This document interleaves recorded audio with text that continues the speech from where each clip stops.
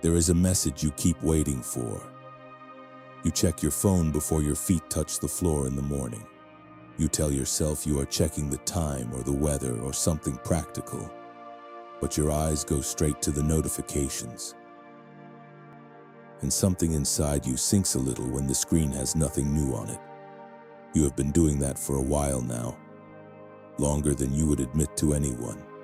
Chosen one, listen closely, because something has already been sent toward your life. It did not come from the direction you have been watching. It has been traveling quietly through hands and rooms and conversations you cannot see from where you are standing right now. Before this message ends, 3 signs will show you how close it has come. One final truth will explain why it took the long road to reach you. And there is one thing you have been carrying that must be set down before your hands are free enough to receive it. But let me begin where you actually are, because a message that skips your pain has not really seen you.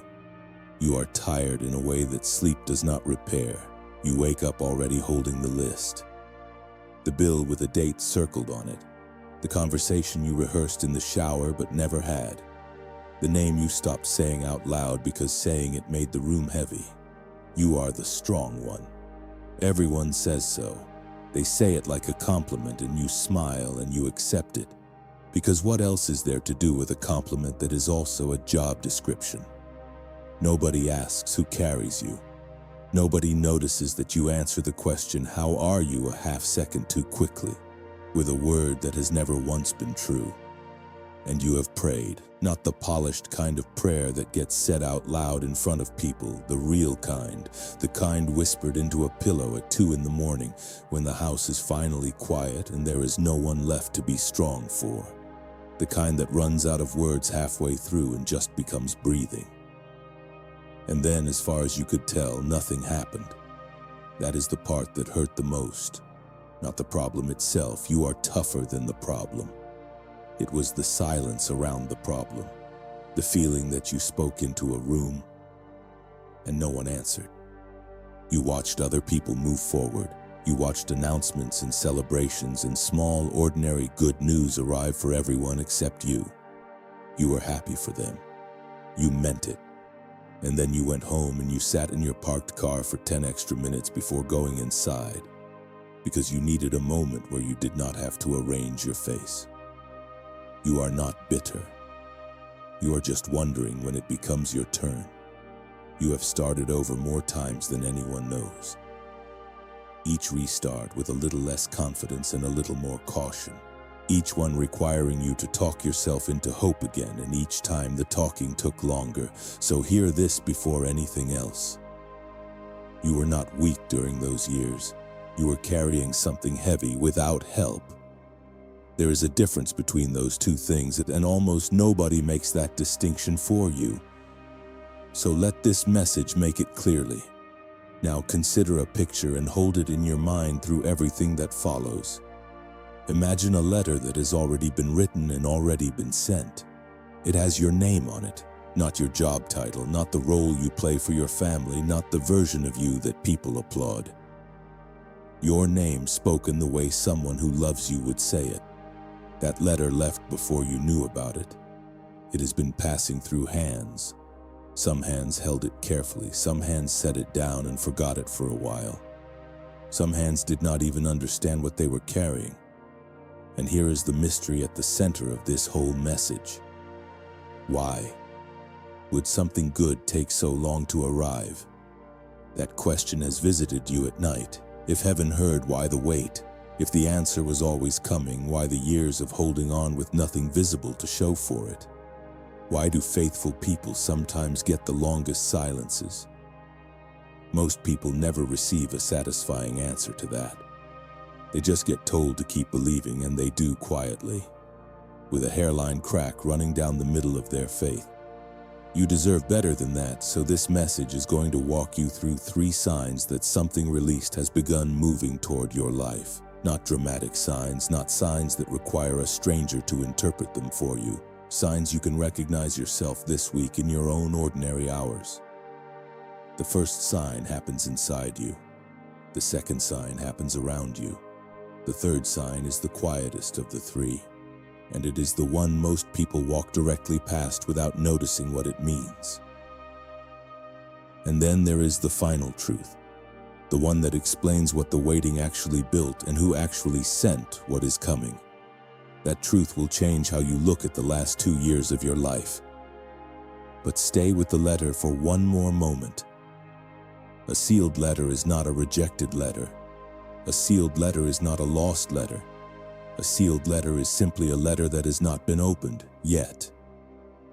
There is a difference between a door that is locked against you and a door that is being held closed until you can walk through it standing upright instead of crawling. You have been assuming the first one for a long time. Perhaps it was always the second.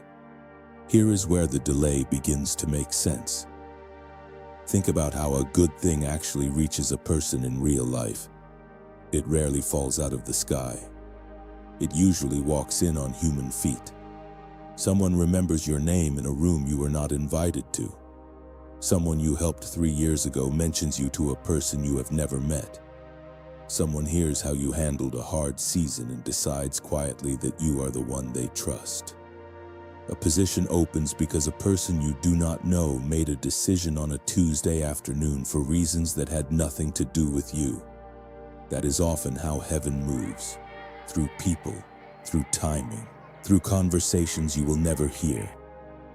So consider this possibility. The delay was not silence. The delay was distance being closed. Because for a good thing to reach you, several things sometimes have to arrive at the same intersection at the same moment. The right person has to be in the right position. A door has to open on their side, not only on yours. A situation somewhere else has to change first. And you have to be in a condition where the gift strengthens you instead of overwhelming you. That last part is the one nobody wants to hear, but it may be the kindest part of all. Think honestly about who you were 2 years ago, not with shame, with accuracy. 2 years ago, you might have accepted less than you deserved because being alone frightened you more than being mistreated. You might have said yes to something harmful because you needed it so badly to work. You might have handed your whole trust to the first person who spoke to you gently. If the gift had arrived then, would it have lasted? Or would it have poured straight into the same pattern that drained everything else you ever had? This is not blame. You were doing your best with the strength you had at the time. Nobody hands out instructions for surviving what you survived. You were improvising in the dark. But sometimes a delay is not a punishment. Sometimes it is construction. Something is being built in you that can hold the weight of what is coming. What looked like a door closing may have been a hand steadying you first. The silence you resented may have been the quiet room where your discernment grew. And that brings us directly to the first sign. The first sign that something has been released toward your life is not money. It is not a phone call. It is not a name appearing on your screen. It is a strange, unfamiliar calm that shows up in the middle of a situation that has not been resolved yet. Let me describe it exactly, because you may have already felt it and dismissed it as nothing. There is a morning when you realize you did not check your phone the moment you woke up. Not out of pride, not because you gave up on hope. You simply did not need to. There is a moment when someone mentions the person who hurt you, and you notice that your chest did not tighten the way it always used to. The name passed through the room like weather. You even continued eating. There is a moment when you look at the same problem you have stared at 100 times, and instead of panic, something closer to clarity arrives. You can see the next step, only one. But you can see it, and it is a real step, and you know you could take it. That is the first sign, not because peace pays the bill. It does not, and I will not insult you by pretending otherwise.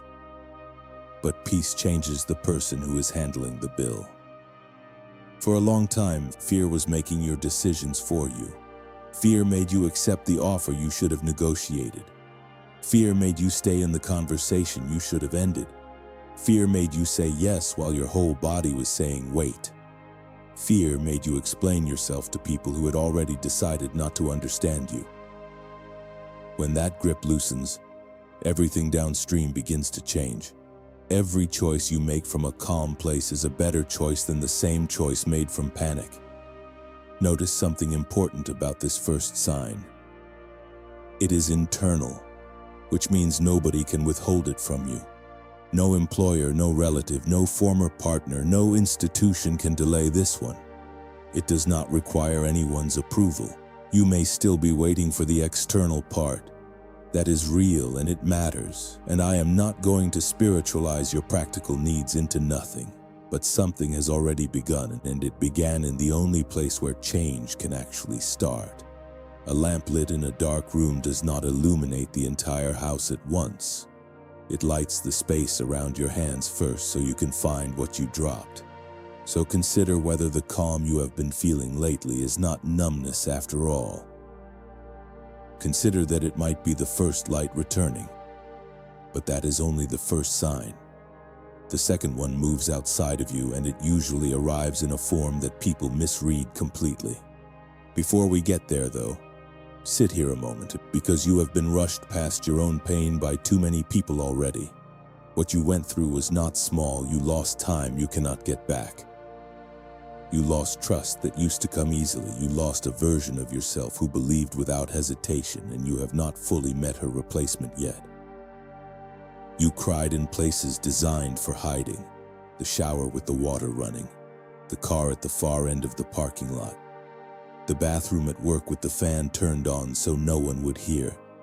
You learned to answer questions without answering them. Everything is fine, just busy, you know how it is. You held it together all day because people were depending on you. And then you came apart at 11 at night in total privacy and got up at 6 and did it all again. And nobody applauded because nobody knew. My beloved child, heaven has not ignored those hours. Your tiredness is not evidence that your faith failed. Tiredness is evidence that you kept lifting something heavy for a very long time. Those are opposite conclusions, and you have been drawing the wrong one. There is a lie that quietly attaches itself to every long waiting season. The lie says that if you had prayed better, believed harder, or been a cleaner person, this would already be resolved. The lie turns you into an auditor of your own faith, searching your prayers for the mistake that caused the silence. Put that down. It is not yours to carry. Faithfulness is not measured by how fast your circumstances change. It is measured by whether you kept showing up while nothing was changing, and you did. You showed up for people who never asked how you were doing. You showed up for responsibilities that offered no recognition. You kept your word in seasons when nobody would have blamed you for breaking it. You are allowed to rest without calling it surrender. You are allowed to grieve what the waiting cost you, even while you hope for what is coming. Both things are true at the same time. That season hurt you, and it did not destroy you. Now let me show you the second sign, because something around you has very likely already started moving. The second sign is external, and it usually appears as two things happening simultaneously. Something begins to loosen, and something begins to reveal itself. Watch for this pattern. A situation that has been frozen for months suddenly produces a small movement. An email gets answered after a long silence. A form finally goes through. A person who kept postponing gives you an actual date instead of a vague someday. A door that never even rattled makes a sound. It may be small. Small is how real movement almost always begins. Sudden and enormous is how disasters begin. Slow and small is how good things arrive. At the same time, something else starts fading. A connection that always required you to shrink begins losing its pull on you. You notice you are not chasing that reply anymore.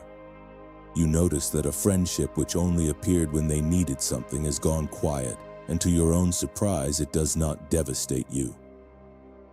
And here is the part most people get wrong. When people begin stepping back, we assume we are being abandoned again. We take it personally. We interpret distance as a verdict on our worth. But consider another reading of the same event. Sometimes a season of separation is a season of sorting. Not everyone who was present during your struggle is meant to be present during your rebuilding. Some people were only ever comfortable with the version of you who needed them. And when you begin to stand up, they get quiet all on their own. They do not announce it. They simply stop appearing. That is not punishment. That is clarity. And clarity is not always gentle when it arrives. There is a second thing to watch for here. Someone's behavior is going to reveal a pattern you have been excusing for a long time. Usually not through a dramatic betrayal. Usually through something small and ordinary. A promise broken the same way it was broken before. A story that does not line up with a story from 2 months ago. A moment where you finally see the sequence instead of the single incident, and instead of arguing about it, you will simply see it. Quietly, completely, without needing them to admit anything. That seeing is the sign. The first sign gave you peace, and the second one gives you sight. Peace steadies your hands. Sight shows you which door is real and which one is painted on a wall. But there is still a question we have not answered, and it is the one that opened this message. Who sent the letter? Hold the two signs together for a moment before we get there. Inside you, fear is loosening its grip. Around you, something is moving and something is fading. Those two things almost always arrive together, and they are connected more tightly than they appear. The internal change is what allows you to notice the external one. If you were still operating in panic, you would have missed the small movement entirely because you would have been too busy pounding on the door that was never going to open. Now think about why the order matters. Why would the internal shift come first? Because a person operating from fear tends to spend a blessing on relief. A person operating from clarity uses it to build something that lasts. Fear says, take anything. Take it right now before it disappears and before anyone realizes you are not supposed to have it. Clarity says, look at this carefully. Ask the second question. Read the whole agreement, because I know what I am worth and I am not in a hurry. That difference is worth years. That difference is the difference between a temporary rescue and an actual change of season. And that is part of what the delay produced in you. But the letter still has not been opened. The question is still sitting there, in the middle of the room. Who sent it? You have probably been imagining a source, a person who owes you, a settlement, a relative, a former partner who might finally understand what they threw away, a stranger with resources and a generous impulse. The answer is more surprising than any of that, and far more encouraging. Because when the seal finally breaks, you are going to discover that this was not one person's decision. It was a chain. Here is the center of this message. Everything else has been walking toward this. The blessing that has been sent toward you was assembled out of things you already did. Think about it honestly. There was a season when you helped somebody and told absolutely no one. You covered for a coworker who was falling apart. You sat with a friend at the worst hour of their life and said nothing useful, but you stayed. You gave money you could not really spare and then made a joke so they would not feel embarrassed taking it. You stayed patient with a family member who had not earned patience yet. You kept no record of any of it. You would struggle to list 5 examples right now if I asked you. But other people kept the record. There is a person right now who remembers what you did for them. You do not know that they still think about it. They have said your name in a conversation you were not part of. They have described you to someone as reliable or kind or steady when everything was going wrong. That is how a blessing gets sent. Not always as an envelope with a check inside. Often as a recommendation, as a door held open 2 inches. As your name spoken well in a room where decisions are being made about who gets the opportunity. And here is the deeper layer of it. Perhaps the seeds you planted were never lost. Perhaps they were underground. A seed in the dark looks exactly like a seed that failed. There is no visible difference between them for a long time. You cannot dig it up to check without killing it. The only difference between the two is what is happening beneath the surface, in a place you were never given permission to inspect. Consider this possibility carefully. Everything you gave during the years when you had almost nothing to give has been growing somewhere you could not see. And when it finally breaks through the soil, it will not look like a miracle from nowhere. It will look like a harvest, because that is exactly what it is. So who sent it? Someone remembered you. Heaven arranged the timing, and you, years ago, without any idea what you were doing, planted the thing that is now arriving. The blessing has your own fingerprints on it. Which means one more thing. And this part matters more than you might realize right now. It cannot be taken by someone who did not plant it. It is not in competition. It is not on a first-come basis. A harvest belongs to the one whose hands were in the dirt. Now we come to the harder section of this message. Stay with it, because this is where freedom actually lives. There is a pattern standing between you and what is coming. Not a curse, not a hidden enemy working against you in secret, not some force that requires a ritual to remove. A habit of the heart. Let me name a few of them, and one is going to feel uncomfortably familiar. The first is the habit of shrinking your request. You have learned to ask for the smallest possible version of what you need, so that if the answer is no, it will not hurt as much. You call it being realistic. It is actually self-protection wearing a sensible coat, and over the years it has quietly trained you to accept far less than what was available. The second is the habit of over-explaining. You justify your boundaries with paragraphs. You apologize before making a completely reasonable request. You leave the door open just wide enough for someone to talk you out of your own good judgment, and then you wonder why your judgment keeps getting overruled. The third is the habit of returning. There is a situation or a person or a job that you keep circling back to, not because it improved, because it is familiar. And familiar pain feels safer to the nervous system than unfamiliar peace. You know exactly how that place will hurt you, and there is a terrible comfort in knowing. The fourth is the habit of proving. You keep trying to earn the acceptance of someone who already showed you their answer. You have turned a closed door into a personal project. You are still writing the argument that will finally make them see you, and they are not going to read it. Here is the emotional truth underneath all four. None of that means something is wrong with you. Those patterns were survival tools. At some point in your life, they genuinely protected you. A person who grew up around unpredictability learns to make themselves small and useful and easy to keep. That was intelligence. That was not weakness. But a tool that saved you in one season can quietly limit you in the next one. The risk right now is not that you will lose your blessing. Nothing you do today cancels what heaven decided. The real risk is that you will walk into a new chapter still carrying the identity of the old one. That you will meet a good opportunity and negotiate against yourself. That you will meet a healthy person and test them until they leave and then call it proof. You do not need punishment for any of this. You need awareness. And awareness is exactly what you now have. So look at who is standing here. You are not the person who entered this season. Something changed while you were too exhausted to notice it happening. You have discernment you did not have before. You read a situation faster now. You catch inconsistencies you used to explain away, and you feel the difference between a person who is genuinely warm and a person who is warm because they need something from you. That instinct did not come from a book.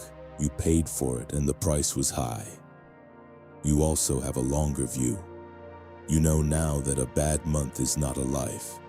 You have survived enough endings to understand that endings are survivable.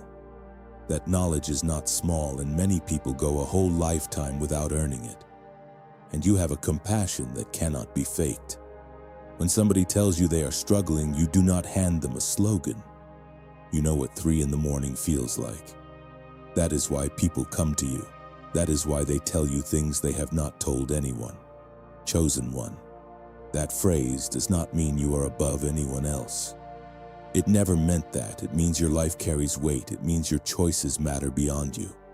It means your pain was not decoration, and it was not an accident of the universe. Being chosen is not a crown you wear. It is a responsibility to build something with what you have been through. You are becoming someone who can hold a good thing without gripping it in fear. You are becoming someone who can say no in one sentence without a paragraph of apology attached. You are becoming someone who no longer needs the approval of a person who repeatedly proved unsafe. And that person, the one you are becoming, is exactly who the letter was addressed to all along. There is one sign left. It is the quietest of the 3, and it is the one that ties your pain directly to your next chapter. The 3rd sign is the return of desire. For a long stretch of this season, you did not want much. You were in survival. You were managing. Ambition felt like a luxury item for people whose lives were not currently on fire. If someone had asked what you wanted, you would have said stability, and you would have meant, please just let nothing else break this month. Then, recently, something small flickered. An idea came back. Maybe an old plan. Maybe a skill you set down years ago. Maybe a place you always wanted to see, or a course you almost enrolled in, or a business you once sketched on the back of an envelope while sitting in a waiting room. And your first reaction was to dismiss it. Not now. Not realistic, not with everything happening. But it came back again a few days later. Pay attention to that.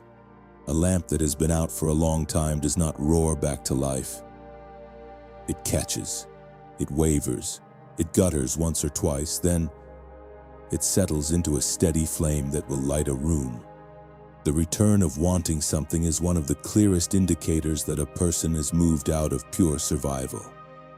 You cannot imagine a future while you are only enduring the present. There is no capacity for it.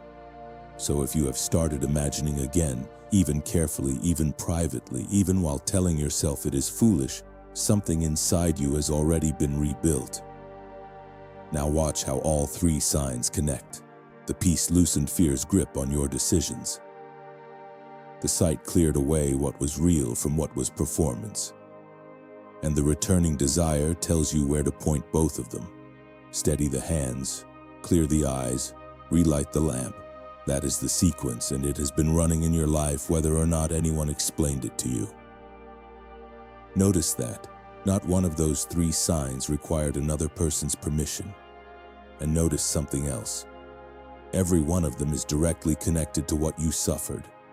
The peace exists because you survived the panic. The discernment exists because you were once deceived. The desire returned because you refused to let the hardest year of your life have the final word. Nothing you went through was wasted material. All of it is being used.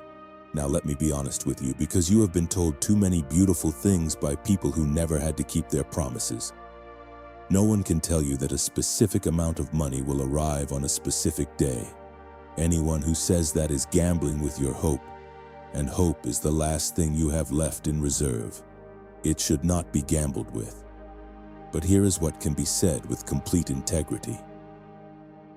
A breakthrough is usually not a moment. It is a threshold. It looks like this.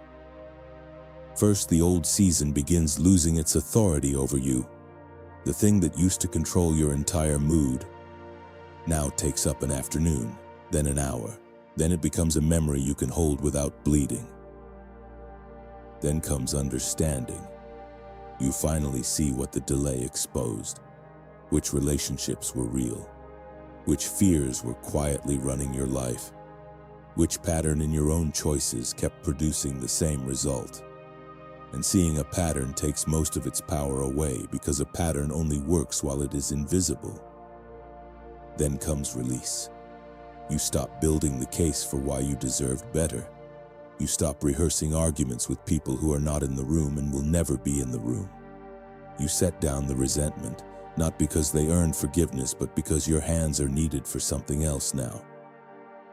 Then comes readiness, and readiness is unglamorous. It is paperwork. It is the resume updated. It is the appointment made. It is the number checked. It is the conversation you have been avoiding finally scheduled. Then comes response. You take one clear step and it feels smaller than you expected, and it changes more than you expected. And then resolution. Hope quietly replaces fear without pretending the difficulty was imaginary. That is what is genuinely available to you. Financially, it may look like an opportunity that finally fits your actual skills. A raise you finally ask for out loud. A door opened by someone who remembers your character. A plan that finally makes sense on paper. A debt you begin dismantling one honest month at a time until the number stops frightening you. It may also arrive faster than that in a form you did not plan for and could not have arranged. But do not stake your peace on the speed of it. Stake your peace on the direction, because the direction has already changed. So what do you actually do with all of this? Faith without a next step slowly turns into anxiety, with religious vocabulary. So here are 3 real actions. Small enough to be possible this week, large enough to matter. The first one, write down the pattern you are finished repeating. One sentence, not a diary entry. Something like, I will stop asking permission from someone who never intended to give it.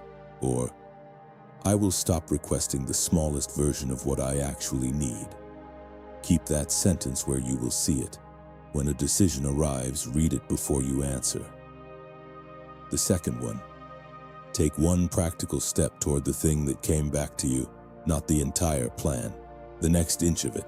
Send one message, ask one question, look up one requirement, apply for the one thing you have been avoiding because you already decided the answer would be no.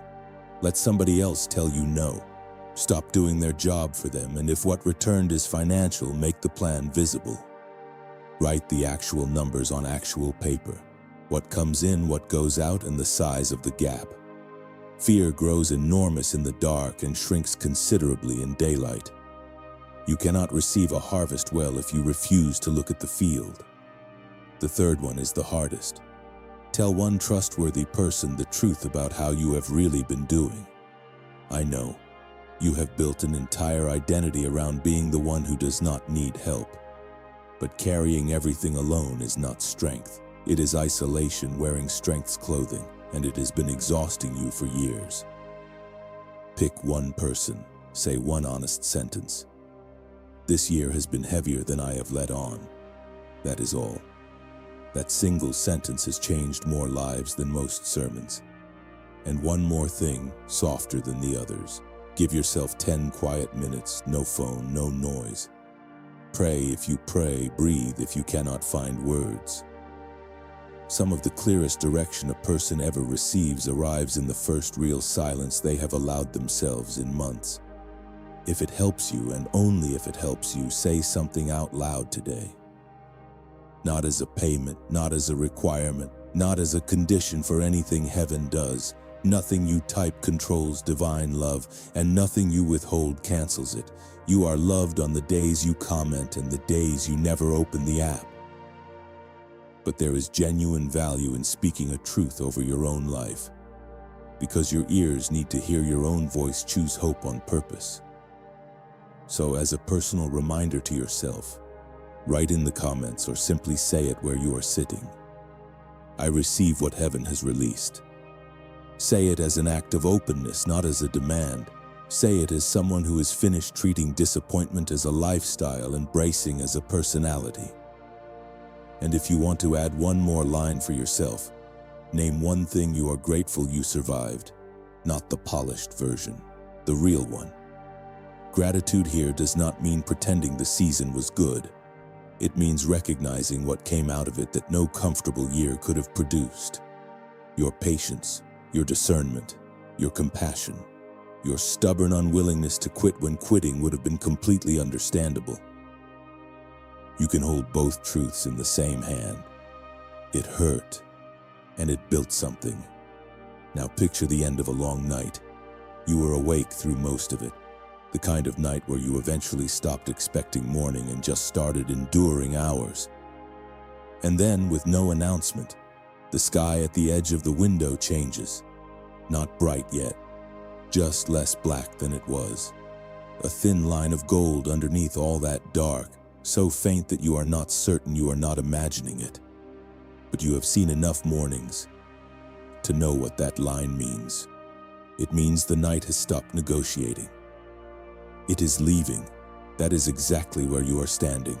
Not at noon, not in full daylight. At the thin gold line beneath the dark. And that is enough. Because dawn has never once required your help to finish arriving. So let the letter be what it is.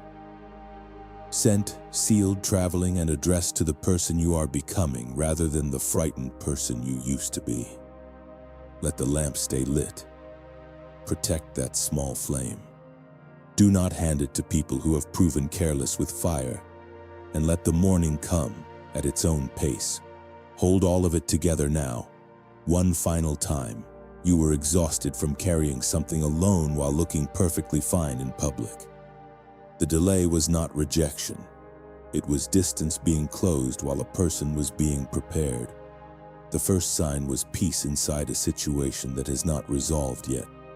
The second was movement in one place and fading in another.